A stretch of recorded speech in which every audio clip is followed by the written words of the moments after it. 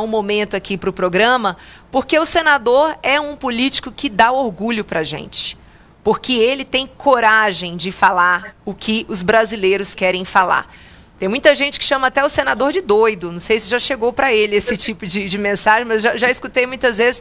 Mas eu quero dizer, senador, que os discursos que a gente vê Vossa Excelência fazer reacende a esperança de que podemos ainda ter quadros políticos honestos e com coragem. Então, esse espaço aqui é para o senhor falar principalmente da sua atuação na CPI do crime organizado e também na CPMI do INSS. Quais são os próximos passos? O senhor está tentando chamar a esposa do ministro Alexandre de Moraes para prestar depoimento, também pediu a quebra dos sigilos dela. O senhor, por favor, fale para a gente as ações que estão em curso. Boa tarde, prazer estar falando com vocês. Bom, primeiro sim, já me chamaram de doido, de outras coisas, por assumir esse tipo de risco, mas eu acho que quem tem coragem de pedir a confiança e o voto das pessoas tem que ter coragem para trabalhar também. Esse trabalho específico que você está falando, o trabalho das CPIs e CPMIs, nesse momento ele é fundamental porque é muito claro que o sistema comum de investigação não vai atuar com relação às figuras mais poderosas da República. O Procurador-Geral da República já se manifestou no sentido de não identificar nada de estranho, por exemplo, no contrato do escritório de advocacia da família do ministro Alexandre de Moraes com o Banco Master, um contrato de quase 130 milhões de reais. Então, o que a gente está fazendo de forma estruturada é apresentar os requerimentos que levem a uma investigação séria. Quais são? As quebras de sigilo telefônico, fiscal, telemático, bancário, os dados em nuvem, enfim, tudo aquilo que você pede numa quebra de sigilo, das figuras jurídicas e das pessoas físicas vinculadas a essa relação estranha entre o Banco Master e dois ministros da Suprema Corte, Dias Toffoli e Alexandre de Moraes.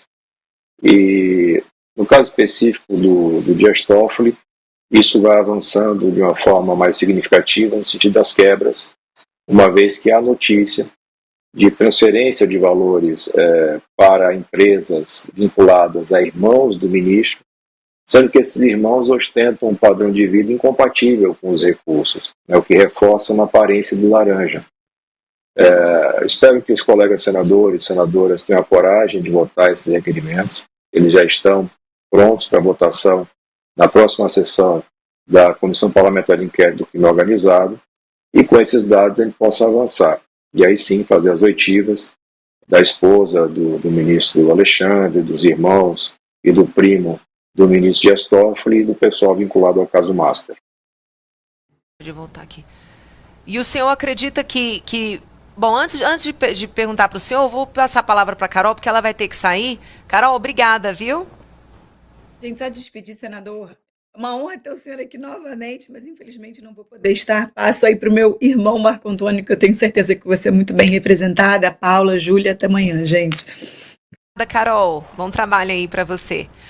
Bom, a gente vê a batalha do senador de conseguir obter esses depoimentos, porque afinal de contas existe, a gente até comentou aqui mais cedo, relações ali promíscuas, né, sobre as autoridades e a sua parentela e também a participação deles em todos esses casos que estamos comentando aqui. Inclusive, a Transparência Internacional divulgou o novo índice de percepção da corrupção e o Brasil está hoje na 78ª posição dentro de 182 países como um dos países mais corruptos do mundo.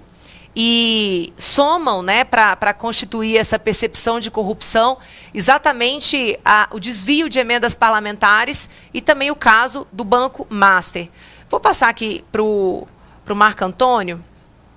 Marco, você que vem já na batalha aí pelo impeachment do ministro Alexandre de Moraes há algum tempo, agora também pede o impeachment do ministro Dias Toffoli.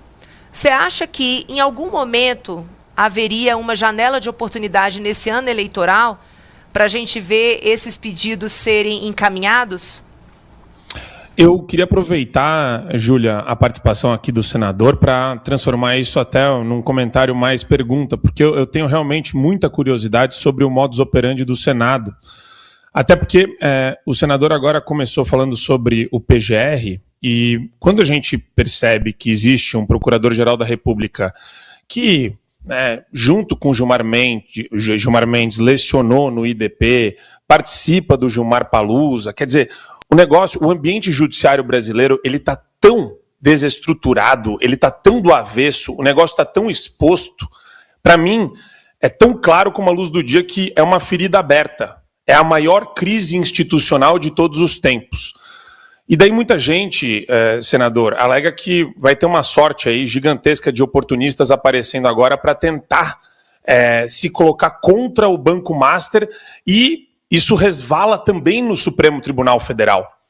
E muita gente está com essa impressão de que agora está todo mundo meio que jogando para a torcida, porque muita gente fala, oxa, esse negócio do Supremo Tribunal Federal, os abusos, eles não vêm de alguns meses atrás, eles vêm desde o inquérito das fake news, né? E quando a gente discute, aí que entra a minha pergunta para o senador, quando a gente discute impeachment dos ministros, existe alguma discussão no Senado Federal sobre a anulação de decisões proferidas pelo gabinete do Alexandre de Moraes, considerando que elas foram contaminadas por esse enviesamento e pela corrupção também financeira que hoje a gente consegue verificar? Bom, a primeira vez que eu apresentei um pedido de impeachment de ministros foi com relação aos ministros Dias Toffoli e Alexandre de Moraes em abril de 2019. Antes disso, uns 2 meses antes, no início do mandato, eu já tinha apresentado a CPI da Tobin. Então, minha batalha vem lá de trás. Muita gente, como você está corretamente apontando, muita gente só tem coragem na internet, no grupo do WhatsApp da família, ou para tentar tirar algum proveito político momentâneo, mas não sustenta as coisas quando efetivamente é preciso. A gente tem agora uma nova janela de oportunidade, né?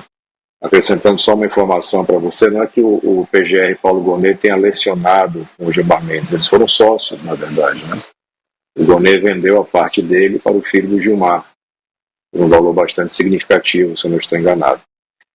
Essa janela de oportunidade, ela acontece por quê? Porque nós temos, primeiro, fatos novamente muito graves e com dados em maior volume, eu diria, porque nós temos investigações iniciadas pela Polícia Federal e que até o momento não foram paralisadas pelo sistema e que já capturaram dados muito relevantes.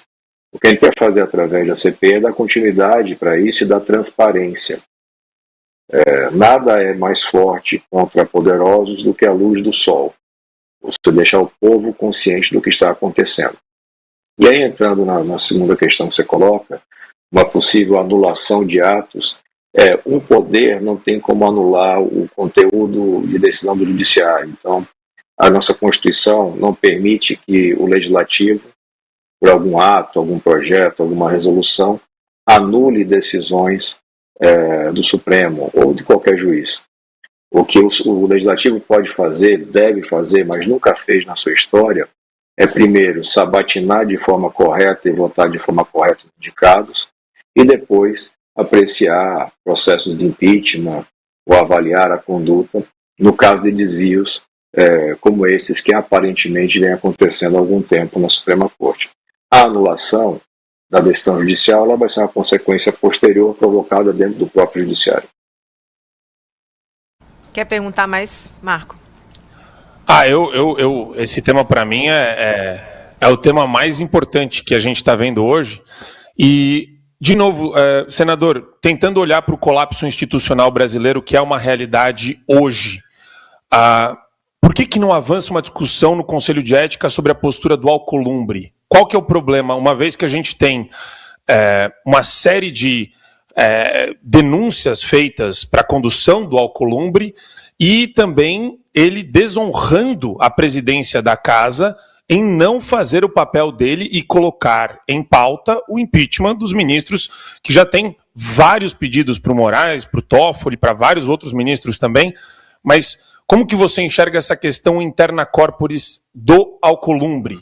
Quer dizer, porque que nem a gente fala, né? O Paulo Gonet foi sócio, deu aula, escreveu livro com o Gilmar, o curso de Direito Constitucional, aquele negócio, mas a mesma coisa, o mesmo cheiro de algo estranho existe no ar, né? a gente percebe com os presidentes das casas. Isso serve tanto para o Hugo Mota quanto para o Alcolumbre, que decidem sobre o Brasil e sobre o destino da nossa nação fora do ambiente e da liturgia institucional dos respectivos cargos. A Comissão de Ética, o Conselho de Ética do Senado, se eu não estiver muito enganado, nunca na sua história adotou qualquer punição para senadores ou senadoras. Você tem que ter clareza, nós brasileiros temos que ter clareza, que quando você está enfrentando uma questão que é sistêmica, nós temos um sistema corrupto no Brasil, uma elite corrupta que domina o país há muito tempo e que não tem caráter ideológico partidário. A única força, o único objetivo que move essa turma é dinheiro e poder.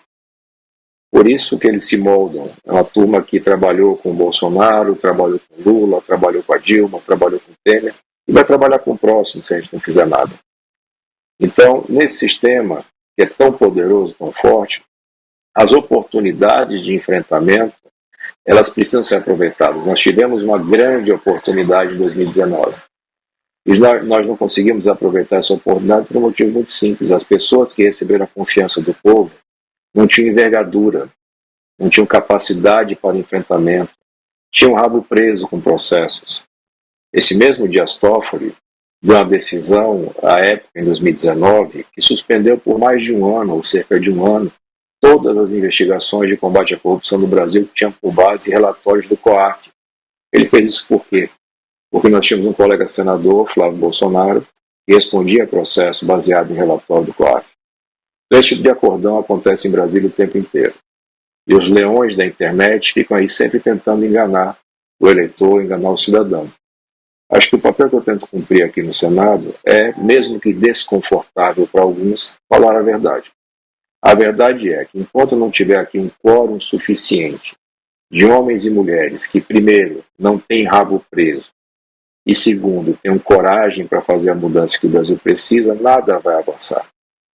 A gente vai tentar agora, a gravidade dos fatos, o volume de dinheiro envolvido, as provas que aparentemente estão disponíveis. Com isso tudo, a gente vai tentar criar uma força, uma energia política grande o suficiente para fazer avançar. Mas eu não tenho, ninguém tem uma ferramenta jurídica que permita obrigar o presidente do Senado a instaurar um processo de impeachment. Infelizmente, a legislação não tem nenhuma válvula de escape. Existe válvula de escape, sim, para obrigar a instauração de CPIs. Isso, sim. A gente tem que comer a justiça e a justiça obrigar a instalação. É um desafio muito grande. E acho que, se você olhar para a nossa história política, as mudanças, as melhorias que você tem na representação política são sempre consequência do voto. Não são consequência da justiça ou da polícia. É o eleitor que, de tempos em tempos, faz uma faxina e o Brasil precisa cada vez mais de uma faxina. E nós temos uma grande oportunidade agora, né, senador? Nós temos duas vagas em cada estado, né, para a gente apontar novas pessoas e que essas pessoas sejam avaliadas pelo que fizeram e não apenas pelo que falam. Eu acho que essa é a grande contribuição que cada cidadão brasileiro pode fazer com o Brasil. Marco, eu já devolvo para você, mas a deputada Paula quer fazer uma pergunta aqui para o senador também, vou passar para ela. Primeiro, parabenizar tanto o senador quanto o Marco, dizer que para mim é uma alegria, senador Alessandro Vieira, estar aqui com o senhor. Nós nos conhecemos em 2019 e sei da fundamentação que o senhor traz, que é exatamente o que eu defendo. Nós precisamos de mulheres e homens que tenham valores, princípios e valores que não estão nem dentro da esquerda nem da direita. É o que é. São valores universais, honestidade, ética, compromisso com a população e, por isso, mais uma vez, a oportunidade, como foi dito aqui, para que a gente possa renovar. Mas tem uma questão fundamental, que é o fórum privilegiado. Por quê? Porque hoje nós olhamos o Senado Federal muito atrelado, exatamente. Primeiro, porque nós não podemos eleger pessoas que tenham uma mancha, e isso é importante, nós sempre alertarmos a população, olhar para quem que a gente está votando, não é porque estende uma bandeira da direita ou da esquerda que a gente tem que votar, a gente tem que votar naquela pessoa que ela tem que ser íntegra, ela tem que ter compromisso. E a questão do fórum privilegiado é uma das situações que eu vejo que essa pergunta do Marco, ela é fundamental para que o Senado tenha mais liberdade. O Senado hoje, ele está preso ao STF e o STF está preso ao Senado. Então é uma cadeia, vamos dizer assim, uma cadeia que se realimenta, e nós só vamos conseguir fazer isso com um Senado mais independente e o fórum privilegiado, que já foi votado no Senado Federal, que está lá na Câmara, que ele possa realmente existir. E aproveitar, senador Alessandro Vieira, e dizer que eu estive recentemente com o presidente da MAP, que é um movimento de apoiadores de políticos independentes, que é o amigo Leandro Lira, e falou muito do senhor e desejo para o senhor sucesso aí em Araquaju. Obrigado, deputada Paula, uma amiga assim, querida, uma colega de luta, daquele primeira legislatura ali de 19 a 22, fez um trabalho excelente lá como deputada pelo DF.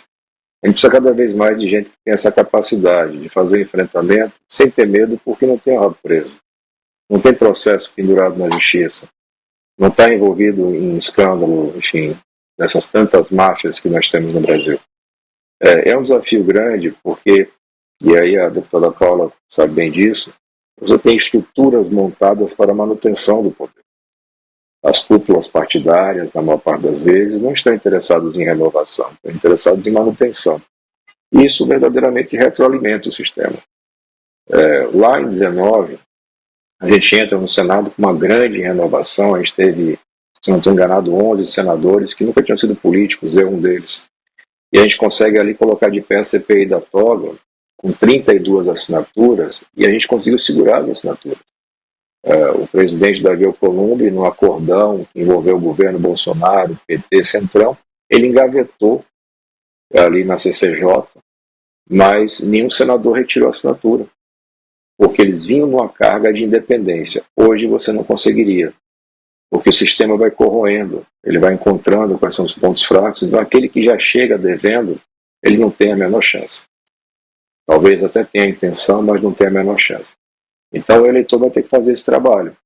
E a responsabilidade é exclusivamente do eleitor, de fazer um filtro, olhar o que a pessoa fez, qual é a coerência do que ela fala, se ela efetivamente tem serviço prestado, se ela tem qualidade para fazer esse enfrentamento, coragem para fazer o enfrentamento, ou só quer se completar, só quer ter acesso aos recursos, às emendas.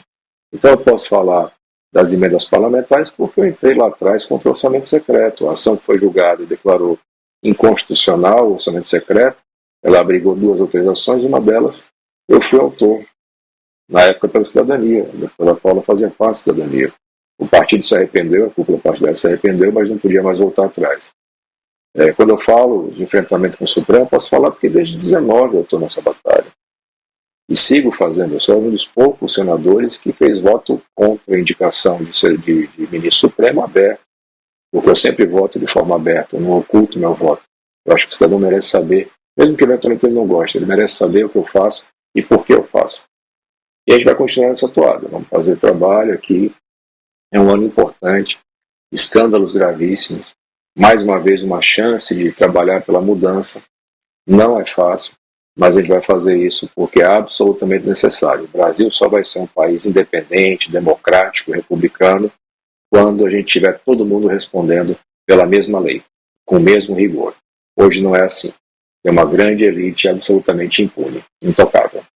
Senador, foi bom o senhor ter trazido o contexto da CPI da Lava Toga, porque hoje a gente sabe que as relações são promíscuas, né? Como é que ficou? Ela já morreu? Tem chance de ser ressuscitada ou não? A CPI da Lava Toga, a gente pode contar ainda com ela ou não? A CPI da Lava Toga, ela teve uma condução absolutamente inusitada.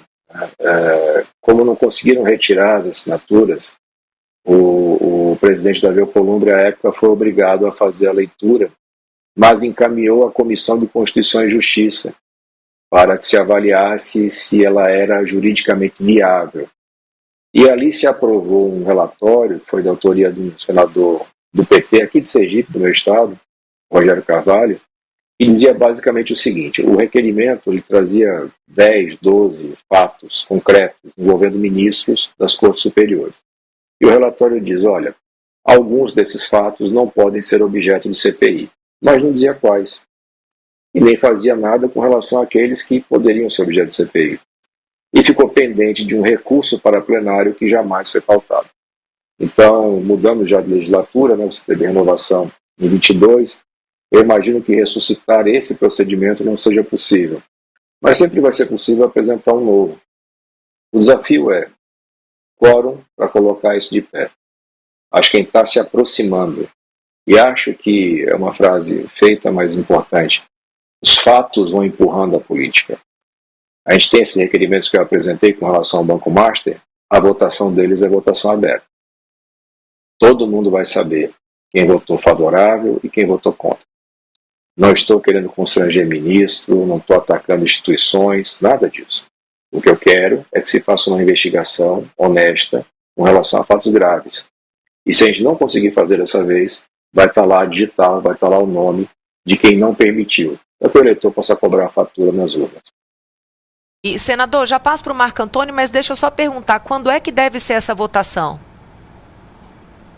Depois do Carnaval, a gente tem a sessão vai estar marcada ali terça, quarta-feira após Carnaval. O presidente Fabiano Contarato me disse que não vai segurar requerimentos, que vai pautar os requerimentos. A pressão para não pautar é imensa, é imensa. A pressão para retirar os requerimentos, para desistir dos requerimentos é imensa, mas eu não retiro nada, nem desisto de nada. E acho que Fabiano também não vai retirar, não vai deixar de pautar, porque ele tem uma história de independência, é um cara que é de esquerda, é um cara do PT, do Espírito Santo, mas sempre muito coerente, muito independente nas suas votações, com convicção de que ele vai colocar em pauta, e aí cada um vai ter o seu juízo de valor com transparência para o eleitor acompanhar, para a sociedade brasileira inteira acompanhar. Se fosse um juiz de primeira instância, já estava afastado. O CNJ já teria afastado. Se fosse um cidadão comum, já teria sido investigado, eventualmente já estaria preso. Como são figuras de alto poder, aí você tem todo esse enlace para conseguir fazer. Nós vamos trabalhar nisso. Eu tenho fé sempre que a gente vai conseguir avançar. Tomara. Nós vamos acompanhar, viu, senador? A gente vai falar exatamente quem foi que votou a favor, quem foi que se ausentou, né? Porque sempre tem as ausências, assim, estratégicas, mas a gente vai apontar aqui um por um.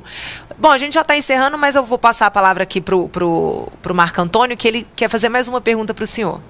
É uma pergunta derradeira, até que eu gosto dessa questão que o senador trouxe da transparência, né? E até para a gente entender melhor a matriz, talvez matriz moral do senador. Por exemplo, senador, e daí me corrija se eu estiver errado, tá? Mas quando teve a derrubada do X e vários outros abusos de poder, ilegalidades, crimes de abuso de poder cometidos por ministros do Supremo Tribunal Federal, quando a questão resvala no Bolsonaro ou no que você, acho que falou dos leões, aí valentões da internet, eu não sei se era menção a alguém da direita, mas pessoas que criticam assertivamente, que nem eu, a postura do Moraes, porque eu estudei direito constitucional e hoje eu vejo que isso daí não vale absolutamente nada por conta dessas figuras que lá estão.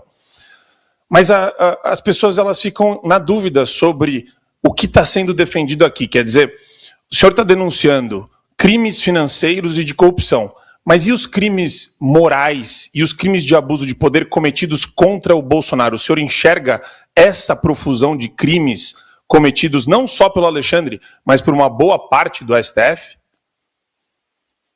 Sim, você tem vários problemas. Quando eu digo dos leões, os leões não têm ideologia, não. Eles são só hipócritas, oportunistas. Tem leões de esquerda e de direita, indistintamente.